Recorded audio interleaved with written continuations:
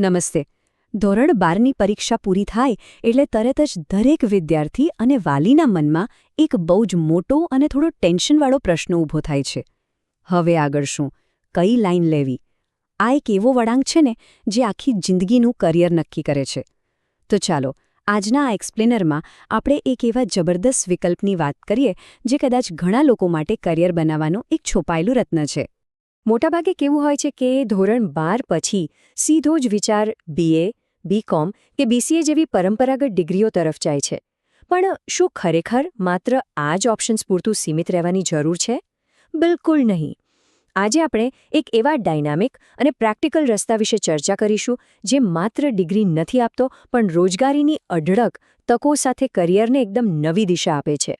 તો ફટાફટ આજના એજન્ડા પર નજર કરી લઈએ. આપણે 6 મુદ્દા કવર કરીશું. પહેલું, સોશિયલ વર્ક પાથવે. બીજું, કોર્સની વિગતો અને ફી. ત્રીજું, કરિયરની વિશાળ તકો. ચોથું, ફિલ્ડ વર્કનું પાવરફુલ પાસું. પાંચમું, ઇન્ટર્નશિપ અને પ્લેસમેન્ટ. અને છેલ્લે, આ માટેની એક બેસ્ટ સંસ્થા. બસ આટલા મુદ્દાઓમાં આ અદ્ભુત એજ્યુકેશનલ પાથની પૂરી કુંડળી મળી જશે. ઓકે, ચાલો સેક્શન 1 ધ સોશિયલ વર્ક પાથવેથી શરૂઆત કરીએ. આ રસ્તો પરંપરાગત ડિગ્રીઓ કરતાં એકદમ અલગ અને રોજગારલક્ષી છે. જુઓ, અહીં કોઈ સામાન્ય ગોખણપટ્ટીવાળી ડિગ્રીની વાત નથી થઈ રહી.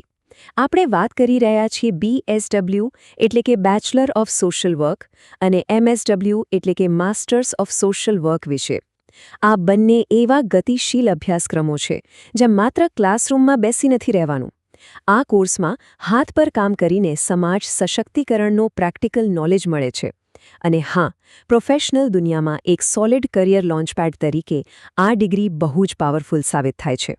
હવે આગળ વધીએ સેક્શન 2 તરફ, કોર્સની વિગતો અને ફી. આ કોર્સનું માળખું કેટલું સરળ અને સુલભ છે તે સમજીએ. આ કોર્સમાં એન્ટ્રી લેવી બહુ જ આસાન છે. BSW એ 6 સેમેસ્ટર અને 3 વર્ષનો ગ્રેજ્યુએશન કોર્સ છે. ધોરણ 12 કોઈપણ પ્રવાહમાં પાસ કર્યું હોય, આર્ટ્સ, કોમર્સ કે સાયન્સ, આમાં સીધું એડમિશન મળી જાય છે. જ્યારે MSW એ 4 સેમેસ્ટર અને 2 વર્ષનો માસ્ટર ડિગ્રી કોર્સ છે. આમાં સૌથી મોટી અને સારી વાત એ છે કે MSW કરવા માટે અગાઉ BSW કરેલું હોવું જરાય ફરજિયાત નથી. કોઈપણ શાખાના ગ્રેજ્યુએટ સીધા જ MSWમાં જોડાઈ શકે છે. અને વિશેષ વાત એ છે કે આ બંને કોર્સ સંપૂર્ણપણે આપણી માતૃભાષા એટલે કે ગુજરાતી માધ્યમમાં જ ઉપલબ્ધ છે. અને હવે જો ખર્ચની વાત કરીએ ને તો આ આંકડો ખરેખર સરપ્રાઇઝિંગ છે. વાર્ષિક ફી માત્ર 10,000 રૂપિયાની આસપાસ છે. જરા વિચારો, આજના સમયમાં આ તો એક સ્માર્ટફોન કરતાં પણ ઓછો ખર્ચ છે. છતાં આટલી નજીવી ફીમાં એક પ્રોપર પ્રોફેશનલ કોર્સની ખાતરી મળે છે. મતલબ કે વાલીઓએ કે વિદ્યાર્થીઓએ કોઈ મોટું આર્થિક ટેન્શન લેવાની જરૂર જ નથી. એટલું જ નહીં, આમાં ફાઇનાન્શિયલ સપોર્ટ એટલે કે આર્થિક સહાયના વિકલ્પો પણ બહુ જબરદસ્ત છે. SC અને ST કેટેગરીના ઉમેદવારો પાસે જો ફ્રીશિપ કાર્ડ હોય ને તો પૂરેપૂરી 100% સ્કોલરશિપ મળી શકે છે, બિલકુલ ફ્રી. આ ઉપરાંત અન્ય અનામત કેટેગરીના ઉમેદવારો પણ ડિજિટલ ગુજરાત પોર્ટલ પર અરજી કરીને નિયમો મુજબ સ્કોલરશિપનો સીધો લાભ લઈ શકે છે. ટૂંકમાં કહીએ તો ભણવાની ધગશ હોવી જોઈએ. પૈસા અહીંયા ક્યારેય અડચણ નહીં બને. ઓકે, હવે જોઈએ સેક્શન 3 કરિયરની વિશાળ તકો. આ સૌથી ઇન્ટરેસ્ટિંગ પાર્ટ છે. ડિગ્રી પૂરી કર્યા પછી માર્કેટમાં કેટલી જોરદાર ડિમાન્ડ છે તે સમજીએ. અહીં જોબ સ્કોપ એટલો બધો વિશાળ છે કે વાત ના પૂછો. સરકારી વિભાગોમાં સમાજ કલ્યાણ અધિકારી હોય, બાળ સુરક્ષા અધિકારી હોય કે પ્રોટેક્શન ઓફિસર તરીકે નોકરીની તકો ખુલ્લી છે. એ સિવાય હેલ્થ અને જેલ વિભાગમાં સાયકેટ્રિક સોશિયલ વર્કર અને કાઉન્સિલરની જબરજસ્ત માંગ રહે છે. અને જો એમ હોય કે આ માત્ર સરકારી નોકરી પૂરતું સીમિત છે તો એવું નથી.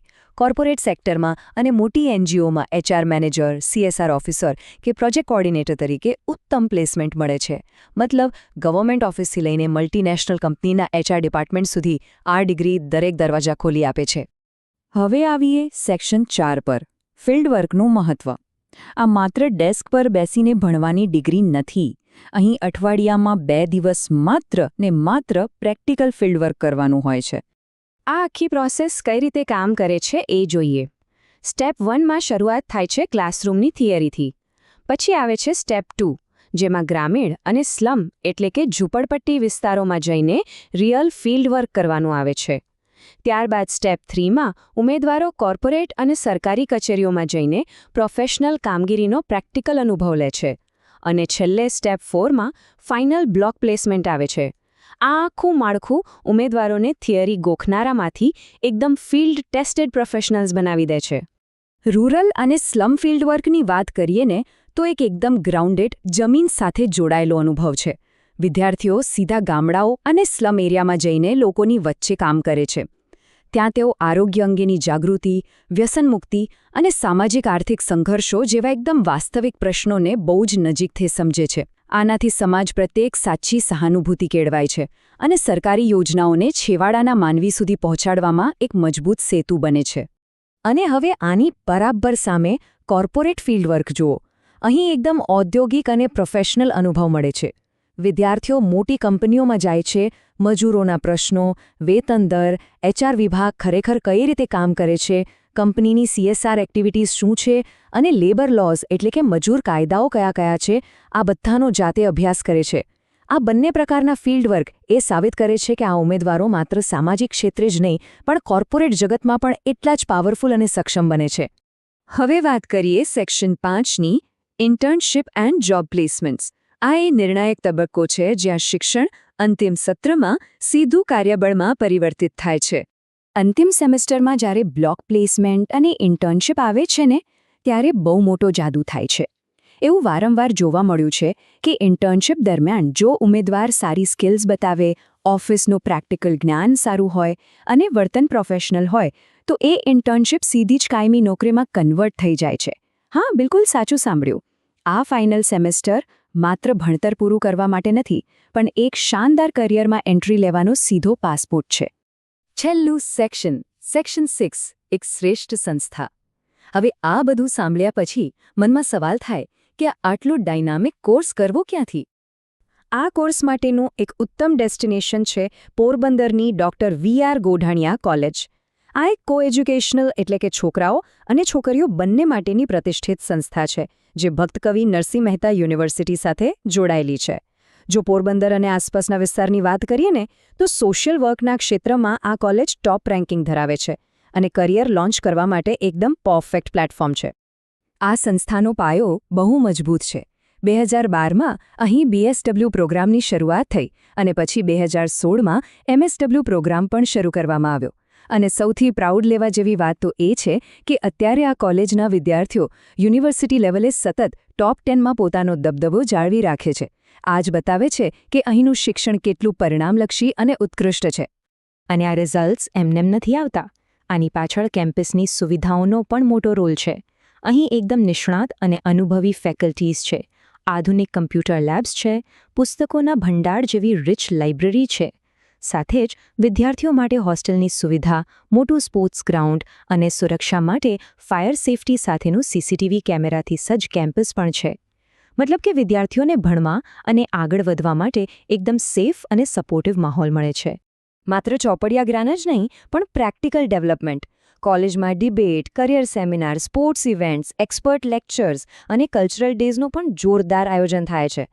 મજાની વાત એ છે કે આ બધું જ આયોજન વિદ્યાર્થીઓ પોતે જ કરે છે, જેનાથી તેમનામાં મેનેજમેન્ટ, લીડરશિપ અને કોમ્યુનિકેશન જેવી સોફ્ટ સ્કિલ્સ જબરદસ્ત રીતે ડેવલપ થાય છે. અને આ જ સ્કિલ્સ તેમને યુનિવર્સિટીના ટોપ 10માં પહોંચવામાં સતત મદદરૂપ થાય છે. તો હવે અંતે એક સવાલ જે ખરેખર વિચારવા જેવો છે. શું ઉમેદવારો એવી કારકિર્દી પસંદ કરવા માટે તૈયાર છે જે માત્ર પોતાનું જ નહીં પણ આખા સમાજનું ભવિષ્ય સુધારી શકે? પરંપરાગત રસ્તાઓ તો ઘણા છે પણ આ એક એવો પ્રભાવશાળી અને પરિણામલક્ષી રસ્તો છે જેને એકવાર ચોક્કસ એક્સપ્લોર કરવો જોઈએ. આજના વિશ્લેષણમાં જોડાવા બદલ ખૂબ ખૂબ આભાર. આશા છે કે આ માહિતી બધાને ખૂબ કામ લાગશે. શીખતા રહો અને લાઈફમાં આગળ વધતા રહો.